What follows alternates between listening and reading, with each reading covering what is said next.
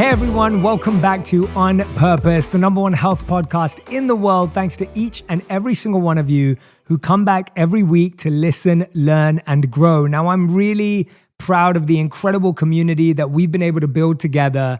And I'm really excited to introduce you to today's guest because I think this is something we've all been struggling with for the past year. And I've been really trying to find the right person to have a conversation with about 2020, about the new normal, about our emotional well-being. And I think this is the one. I think this is it. So I'm really excited to introduce you to none other than Susan David, who's a Harvard Medical School psychologist and best-selling author. Her most recent book, Emotional Agility, describes the psychological skills critical to thriving in times of complexity and change. You may know Susan from her famous TED Talk on the topic of emotional agility, and if you haven't seen it, I highly recommend it.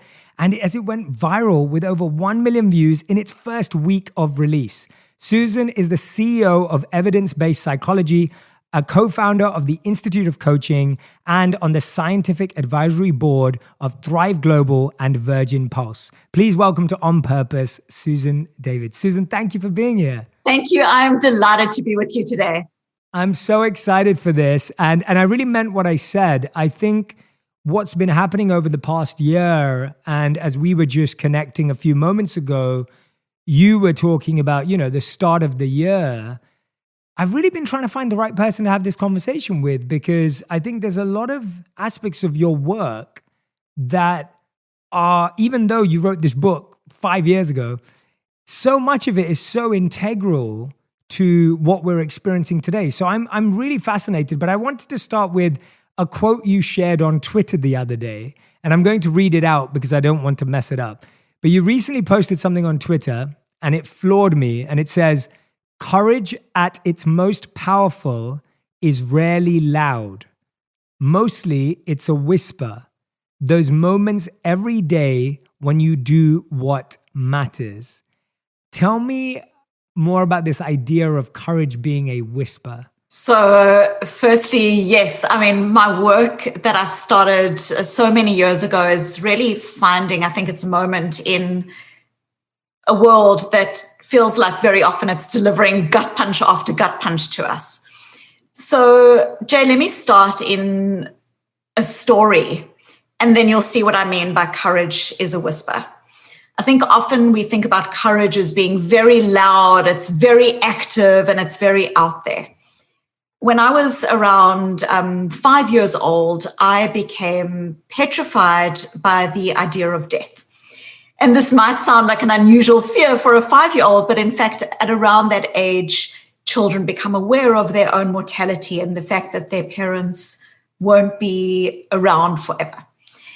And I recall going into my father's bed. I would lie between my mother and my father, and I would say to my father, "Daddy, promise me you'll never die. Promise me you'll never die." And my father would comfort me, and he would comfort me with soft pats and with kisses, but he never lied. And he said to me, "Susie, we all die. It's normal to be scared." And what he was inviting me into in that moment was a whisper of courage, a whisper of courage for him as a parent, where our impetus or our impulse is always to fake positivity or make things right or to do away or to story tell our way out of something. It would have been so easy for him to say, "Don't worry, everything's going to be fine." But his message to me was this idea that courage is a whisper, and courage is not about not being fearful, but rather about walking in the direction of your fears step by step. So what do I mean by a whisper? When we have an argument with our spouse and we love that person, it takes courage to reach out for a hug rather than pull in and develop a wall of disconnect. It takes courage sometimes to speak up, but sometimes it actually takes courage to slow down and to not speak and to listen. And so the idea with courage is, again, that it's often seen as being something that's only available to heroes. And yet I think that life every single day invites all of us into choice points. The choice point might be, do I reach for the muffin or do I reach for the fruit? The choice point might be, do I speak up or do I slow down? The choice point might be, do I have a difficult conversation or do I not? And these are the pieces of courage that I think get expressed in a whisper. And why I think it's so important is because there is a groundswell of whisper that makes change. And it also speaks to what we know about human capability. And that is that human capability is not often this idea that I'm upset and I'm frazzled and therefore I need to go sell up and go live on a wine farm in France. So often the change that we bring about in our own lives is through these incremental moments of values-aligned choices, this whisper that can often be fearful because it often says, when we experience our emotions, it's often this idea of like, you shouldn't speak up, you shouldn't do those things. But when we move into that courage, we actually ground ourselves in enormous change. What a beautiful answer. I love that story you told, and I'm going to come back to that later. I'm withholding my temptation to dive into a subject that I want to share. I want to save for later. So anyone who's listening, if you see me going that way, I'm pulling myself back right now. If you're listening to asking a question that I think is going to help us build to that. When we speak about courage, Susan, tell me about the last time or the most recent time that you felt you did something courageous, but it may not have looked that way to anyone else. Because I think sometimes we think of courage as being perceivable, right? And that's what you're saying when you're talking about courage being a whisper and you're talking about big change actually coming from a groundswell of whispers. When recently did you act on courage, but actually no one really would have sensed it that way apart from you? Well, I think one of the most profound ways that we can be courageous is what I describe in emotional agility, and that is courage with our own difficult emotions. And certainly I am in Boston, and we are nearing the first year anniversary. So a 1-year anniversary of basically being, I don't want to say housebound, but certainly in the last year, I've not been to a restaurant, a coffee shop, or anything else. I'm married to a physician who's very much in the context of this experience that we are all having.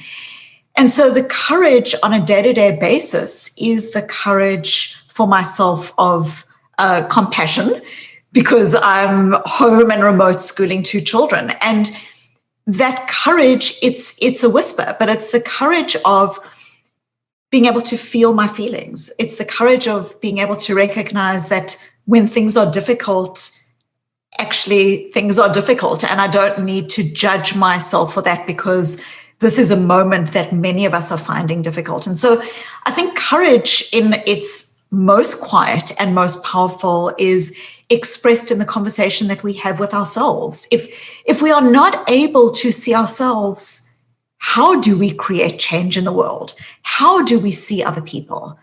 How do we relate to our partners in an effective way if we are not able to see ourselves? And so being able to see ourselves, our difficult thoughts, emotions, and stories, I think is one of the most elemental building blocks of courage.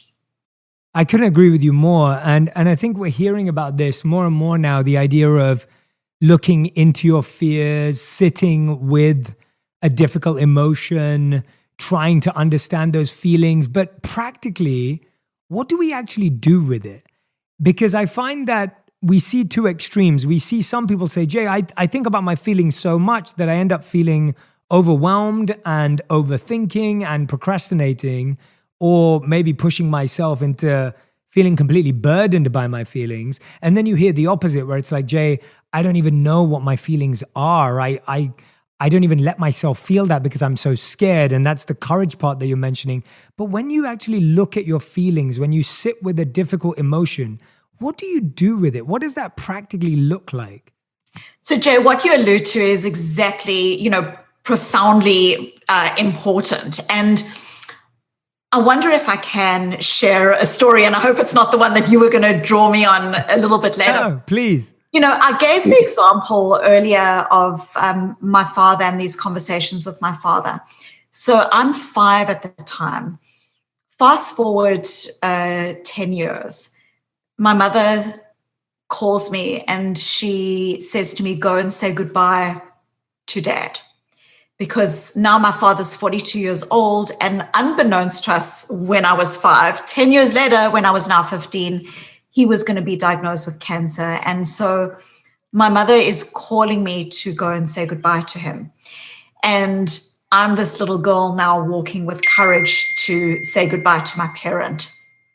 And what's kind of remarkable in that experience is afterwards I had what so many of us have, which is this idea that, like, what do I do with my difficult emotions? My father has died. We live in a world that seems to conspire against our feelings. Even though there's a lot of like, feel your feelings, still the meta message of our emotions is that we've got to be positive, that we've got to be happy. And so I am this 15-year-old and I become the master of being okay. I'm not dropping a single grade. I'm getting on with life. And I have this teacher who recognizes my pain and who says to me, as she hands out blank notebooks to the class, she says, write, tell the truth, and write like no one is reading. And so what do you have there? You have this invitation to come into the self. And what this does is it sparks off then my career as a psychologist, as a researcher into the world of emotions. And so what you describe, which is often when people are dealing with difficult emotions, they tend to do one of two things. The first is to bottle emotions. Bottling is where you push them aside, you disconnect it from them.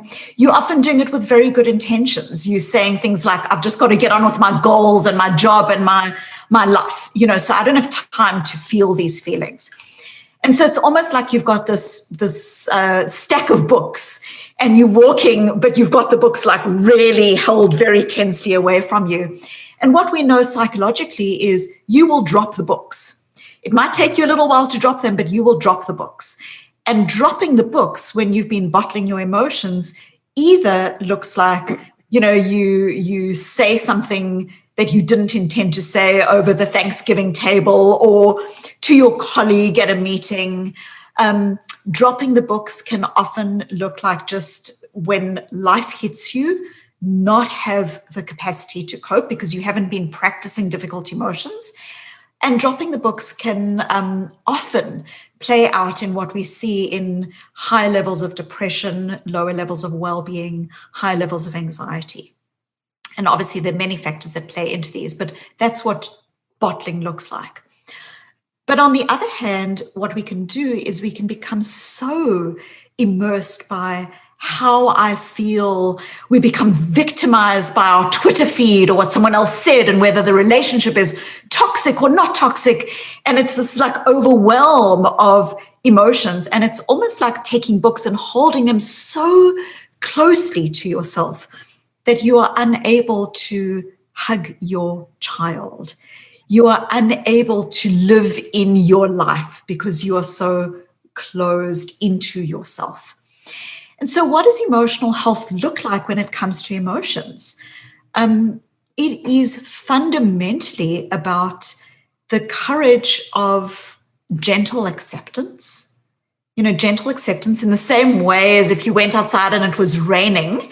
A lack of gentle acceptance would be like, why is it raining? I wish it wouldn't rain when I, want to go and have fun. Why does it always rain when I want to do? That's not gentle acceptance. Gentle acceptance is, gee, it's raining. That's what gentle acceptance is. So the first component of emotional health, of that middle ground, where it's not bottling, where it's not brooding, but it's actually being healthy and whole as a human being, is gentle acceptance of our own and other people's emotions. But there are also core components of skill that become necessary here. So I know one thing that you've spoken a bit about, and certainly something that I've found in my own research, is that often when people are struggling, they'll use labels to describe what it is that they're feeling, but they're often these big umbrella labels. I'm stressed is the most common one. Everything's I'm stressed. But there's a world of difference between stress and disappointment, or stress and feeling unsupported, stress and depleted, stress and that gnawing feeling of I'm in the wrong job or the wrong career, or this relationship isn't working out. So when we label everything as stress, as an example, and I've got other very practical strategies that I can share, but when we label everything as stress, physiologically, we don't actually know how to manage that. So if we just take that one example of stress and we say, what are two other emotions that I'm actually experiencing? I'm depleted. I need to take some time for self-care, whether that's a walk or a piece of music. The thing that I'm calling stress is actually I'm worried about a difficult conversation and I'm avoiding it. Okay. And this thing that I'm calling stress is actually anxiety about the conversation. When we label our emotions more accurately, literally what it does physiologically is it enables what is called the readiness potential in our brains. And it's the action readiness that allows us to start saying, what is the cause of that emotion? And what do I need to now do in response to it? So literally the action of moving out of bottling, moving out of brooding, but moving into gentle acceptance, but then also recognizing that we own our emotions. They don't own us. Yeah. And so how do we own our emotions? We own our emotions by accurately labeling is one example.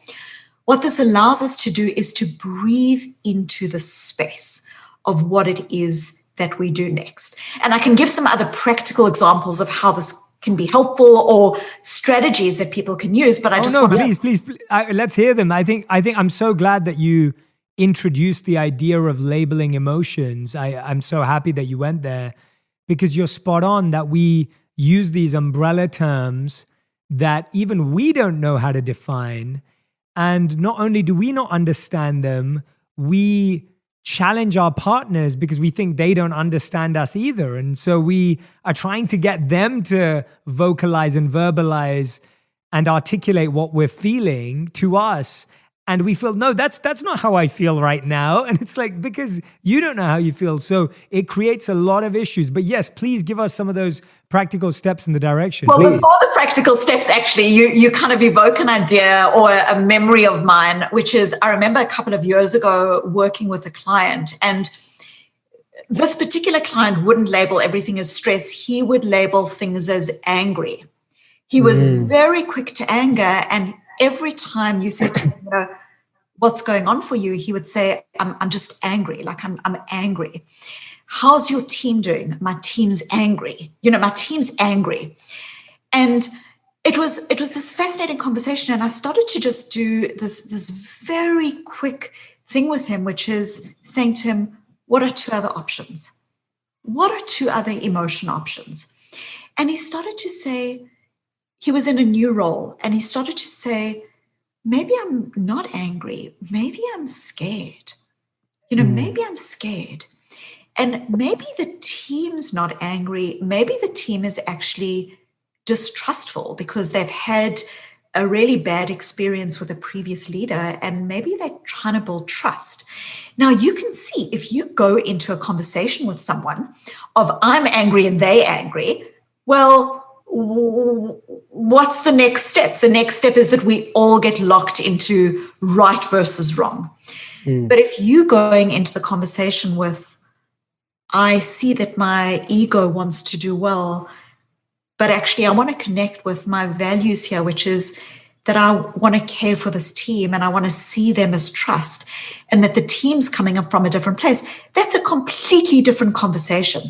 And so, Jay, a couple of months after having this conversation and working with my client on this, he and I, it was a consulting client, and I became friendly with his wife as well. And we went out to dinner, and she said to me, this simple skill actually completely changed the tenor of their relationship. Wow. He would come home from work and he would say to her, "Oh, you seem angry." And she would be, I'm not angry. I'm just tired. I'm just tired. Or I'm not angry. I just need some support. Yeah. And so it seems so subtle, but I don't want to make too big a thing of this, but we actually know that children as young as 2 and 3 years old who are encouraged to label their emotions more accurately, actually over time have not only greater levels of psychological well-being, but you can actually see that you are more able to regulate yourself and to develop perseverance if you have a greater level of accuracy around your emotions. A child who's now 16 years old, where someone says, "Oh, I've got a great idea. Let's let the air out of the principal's car tires." The child who's able to say, "This thing that I'm feeling that feels really exciting, but actually beneath the excitement, I've got a sense of disquiet about this." And the child who's able to elevate that disquiet is the child who's able to resist peer pressure, who's able to have the cornerstone of saying, I want to go to the party, but I actually also want to study. And how can I bring myself to that latter option? So it is a profoundly important skill. So anyway, I promised other practical strategies, but I wanted to detour into that example if that's helpful. Oh, that example is absolutely brilliant. And I think it's great because you're spot on that even when we see other people, we project our idea of what their behavior suggests. So like you said, like your client who would go home and say, "Oh, you look angry," that's him projecting what he thinks anger looks like. And I've done that for so long. As soon as you said that, I was thinking, oh yeah, like when I see someone really uncomfortable, I get really uncomfortable around them, even though it has nothing to do with me. But maybe they're not uncomfortable. Maybe they're just feeling another emotion that I'm not actually aware of, and I haven't checked that. So I think that's brilliant. And I didn't even know to hear about that in children's psychology. I'd never heard that before. And so that level of emotional agility in a young person to be able to decipher between two choices, whether that be trouble or whether that be study, I think that's really, really interesting. I didn't know about that study at all. So that's really, I loved it. I'm so glad you went there. So yeah, I mean, it's such an important skill. So some other practical strategies or some other ways that we can kind of think about emotional agility, because if you said to me, or if you say, well, what is emotional agility? Let's ground this. Emotional agility is basically about our ability to be healthy human beings, okay? To be healthy with ourselves. The idea that every single day we have thousands of thoughts, thought might be, I'm not good enough, or I'm being undermined. An emotion might be an emotion of sadness or grief or loneliness. We have stories. Some of these stories were written on our mental chalkboards when we were 5 years old, stories about what emotion is good or bad, what emotions are allowed versus not allowed, and that can lead us to be comfortable or uncomfortable with emotions even in our adult life and feel like we've either got the skill with them or we don't. But we also have other stories. We've got stories about whether we're creative, what kind of love we deserve, whether we're leaders. Again, some of these stories are written on our mental chalkboards when we were just little, And a very important aspect of emotional agility is that these thoughts, emotions, and stories are normal. A very important part of emotional agility is not this idea that there's good emotions and bad emotions and we should only feel the good emotions, or that there's good thoughts that we allowed and we're not allowed bad thoughts. A very important part of emotional agility is the recognition that when you have difficult thoughts, emotions, and stories, this is literally your evolutionary history doing its job, which is to try to protect you. So there is nothing inherently good or bad about any of this. So what is it that makes us inagile or ineffective or unhealthy in the world. The litmus is this idea that when we get stuck in our thoughts, our emotions, and our stories, where we either stuck in the avoidance of it or stuck in feeling that it's a directive and that it's telling us what to do. I'm feeling undermined, so I'm going to leave the room. Or I'm feeling shut down in this meeting, so now I'm going to stop contributing. When we do this, we are letting our thoughts, our emotions, and our stories drive us rather than us driving them, okay, rather than us owning them. So what are other parts of emotional agility that are critical? I've already spoken about showing up to difficult emotions with acceptance, and I would add in there, very importantly, with compassion. That it takes and is necessary for us to be compassionate towards ourselves as human beings. But then we also want to be able to step out of our difficult emotions. And so the example that I've given is emotion granularity, but I'll give you another example, which is when we feel, and this will probably connect with you in terms of your background and your experiences, but often what we do is we use language to describe our emotions that is a linguistic trap. So we'll say things like, I am angry, I am sad, I am being undermined. And you can hear that when you do this, I am sad. All of me, 100% of me is sad. There's no space for anything else. There's no space for intention, for values, for breathing, for our wisdom. We've all got wisdom inside of us, that when there's all this noise going on about what we're allowed to feel and not feel, and whether we're hustling with our emotions, we are unable very often to connect with our wisdom. So when we say, I am sad, you are defining yourself by the emotion, but you are not the emotion. You are a human being who is more than your emotions or stories or thoughts. And those are part of you, but they're not definitional of you. And so a beautiful metaphor of this is it's almost like when people say things like, I am sad, it's almost like the sad is the cloud and they are the cloud. You have become the cloud. But you are not the cloud, you are the sky. You are the sky. You are capacious and able to have all of your clouds and to still be the sky.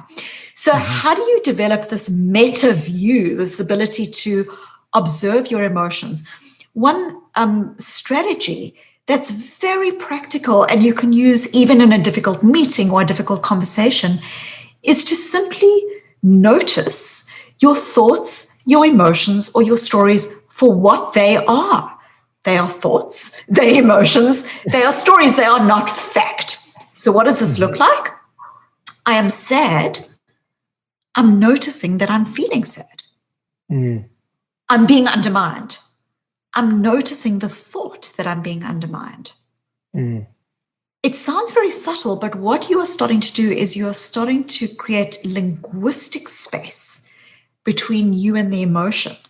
Yes. And in that linguistic space, you are then allowed and enabling yourself to bring other parts of yourself forward. And one of the core parts that we want to bring forward is our values. That's a very important part of emotional agility. Excellent. I hope everyone who's listening and watching right now is taking notes, because I mean it, because that is such a simple, subtle, but yet so practical and such a powerful tool. And I recommend that everyone writes this down, draw a line down the middle of the page and write down what you say you are on the left-hand side. So you may say right now, I am sad, or I'm unhappy, or whatever it is. And then on the right-hand side, I want you to perform the activity that Susan just said to us and write down how you're now going to rewire your linguistic understanding of that. Because when you get this out of your head and onto a page and write it down and scribble it down, you start seeing how distant it is from you rather than it being yourself. So please use this as a moment. Take a screenshot of where you are right now. If you need to come back to this later, come back to this time and do that activity, with any of the emotions you've been feeling this week or in the last 12 months. Now, in your fashion, Susan, I'm going to take a bit of a random detour back to where I want to go. And this detour is, we've already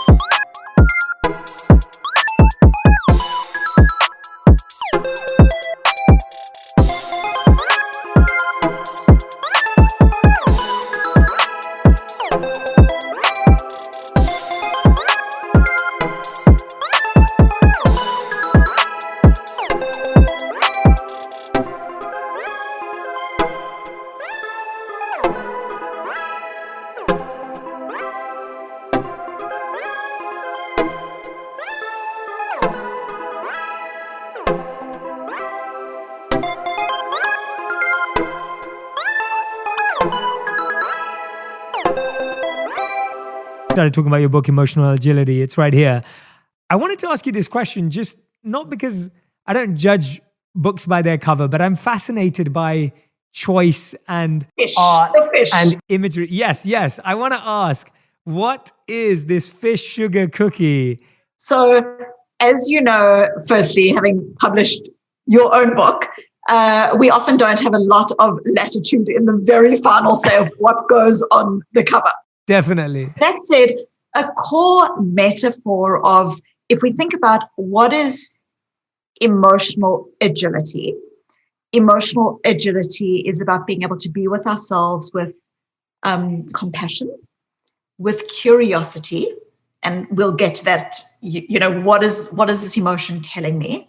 Yeah. And with courage, which is a core part of my work, so that we can experience difficult thoughts and emotions and stories that are part of a complex, changing world, a world that is both beautiful and fragile, a world in which we aren't happy all the time, and that is the reality of our experience. And so emotional agility is about being able to breathe into that space with a set of skills that allows us to be open-hearted and intentional and calm and wise in how we move through life. And then if we think about the opposite of emotional agility, which is emotional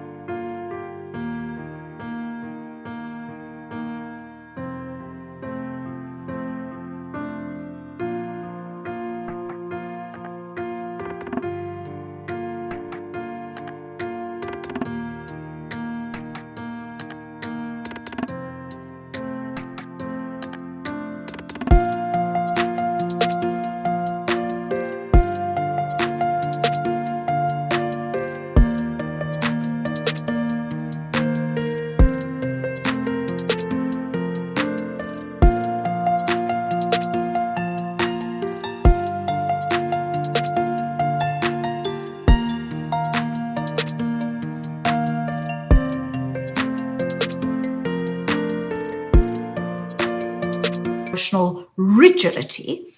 And emotional rigidity is when we treat our thoughts, our emotions, and our stories as fact. Emotional rigidity is when we get so autopilot in the way we go through our lives that we aren't living intentionally. We get so sucked into our social media or our Netflix or whatever it is we're doing that we on autopilot. And autopilot can even be in a relationship. We can autopilot where we're in the same house with the same person 24/7, and yet our autopilot has led us to put up defenses, and you can actually see the wall going up and feel the wall going up, and you with this person, but you actually recognize that you're lonely. That is autopilot. And so what is the fish? The fish is an example of how we get hooked, how we get hooked into this rigid way of being. It might be we get hooked in bad habits through this autopilot I've been speaking about. It might be we get hooked by our thoughts, our emotions, our stories. We get hooked often because we, in our lives, have very often learned ways to adapt. We've learned that maybe when we were angry as a child, we were punished, and now we struggle to be authentic with our teams or with our spouse. And so we've got this way of being that actually might have been really functional for us as our child when we were that child, but that we've now grown out of it. So the imagery of the fish is really to denote that often we get hooked, and emotional agility is the process of getting off the hook. That is probably the most profound description of a book cover I'll probably ever hear in my life. I love it. It's way so too deep. detailed. Way too detailed. No, it's great. It's so deep and rich. I love it. That's what I wanted to hear. And it's so hard. I unfortunately had to have my face on my cover, so I couldn't do anything else. And so to have that beautiful, deep, substance-filled decision sounds like a great answer. There are two big things I wanted to speak to you about as this conversation's evolved, and we've really set the tone and the foundation of what emotional agility is, where courage fits into our life, how do we face our emotions. And the first one comes from something that when I look in hindsight now, and I don't even think I put this in my book, but you've made me think of it. I don't think I spoke about it as explicitly as this, but when I lived as a monk, something really fascinating happened in how we lived our life. So we never slept in the same place every night, in the sense that even if we slept in the same room, there was no place that was yours. So you didn't even have the consistency of the space on the floor that you slept in. So that's one thing. When we got on a train to travel to another destination, we didn't know what our accommodation